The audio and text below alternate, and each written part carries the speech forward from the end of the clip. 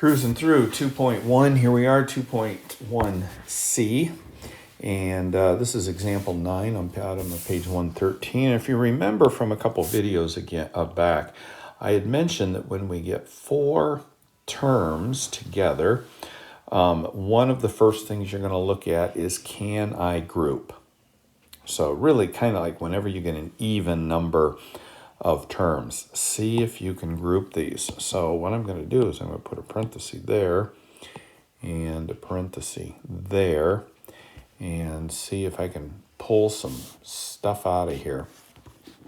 So right here, I'm going to pull out an x squared because that's the smallest variable, and that leaves me with x plus 2. And then I'm going to pull out a 9, and that's going to leave me with an x. And this is another one of those places where you have to be really careful. Remember when I said it has to be the same as what you have over here. A lot of students will look at this and say, I am pulling out a 9, so that means I'm going to have x minus 2. But one of the things you have to look at is this was a minus, before I put the parentheses here, this was a minus 9x minus 18, right?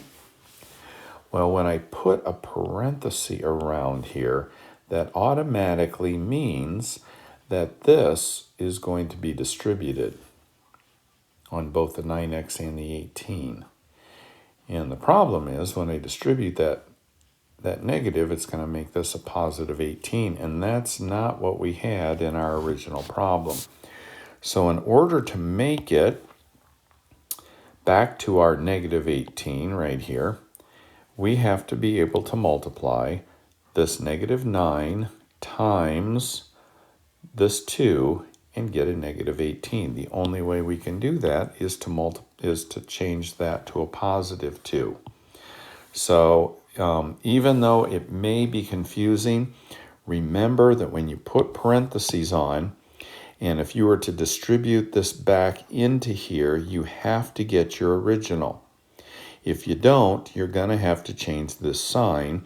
And another cue is this sign here is a plus, so this one has to be a plus. So I could rant and rave about all of the theory behind all of that, but it's just some things to just remember rather than going through all of the y's. So now I've got an x squared minus 9 and an x plus 2, and we continue on. Now, if you remember from a while back, when we have an x squared minus 9, that is the difference between two squares. So if you remember, just that one parenthesis can be broken down into 2 more. Square root of both terms with a plus sign and a minus sign. And then we have a x plus 2. So how many answers do you think we're going to get from this problem? 3. We have 3 factors. And so the x minus 3 equals 0. The x plus 3 equals 0, and the x plus 2 equals 0. So solve for x. Once you're at this point, you can pretty much look and see what your x is going to be. It's going to be the number here, the constant, with the opposite sign. So x equals 3, negative 3, or negative 2. So you can just write that as your answer.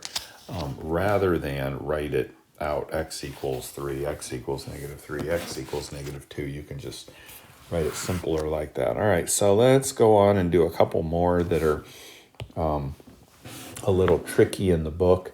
So I'm example 10. This is identities and equations with no solution. Now remember when we were doing linear equations, and we had 2 different numbers that we would get for an answer, and or 2 different equations, and when you graph it, they gave you that. You could get a parallel line. Basically, the parallel line meant there were no solutions to the problem. So what we're going to do here is we are going to look at an equation such as 2 times 3x minus 4 equals 3 plus 6x. So let's go ahead and solve this for x.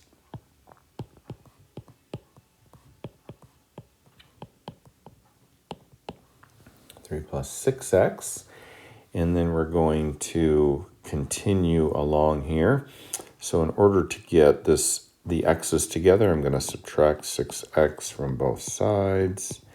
And if you notice what happens, those go away. But when we do this, those go away as well. And we get negative 8 equals 3. That is a false statement, which means when we look at our original equation, there is not an x value in the whole history of the universe that we can put in here to make this into a true statement. There aren't any. So when your x's disappear, when they cancel out like this, and you're left with just two constants that are equal to each other, and if that's a false statement, there is no answer. Another special circumstance that we run into. So here we go, negative 15 plus 3x equals 3 times x minus 5, example 11. So let's go ahead and just do our distributing.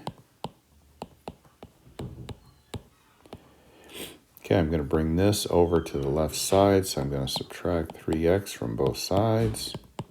Those go away, but look, this goes away also, leaving us with negative 15 equals negative 15. Our x's disappeared, but instead of getting a false statement, like we did in our last problem right here, when we got a false statement, in this case, we get a true statement. Whenever we get a true statement, even if our x's disappear, if we get a true statement like this, that means any number in the whole history of the universe will work for this. So the solution set is the set of real numbers. The set of real numbers. So anything works for that. So that is 2.1, and we are done after only 3 videos finally, and you can get moving on that.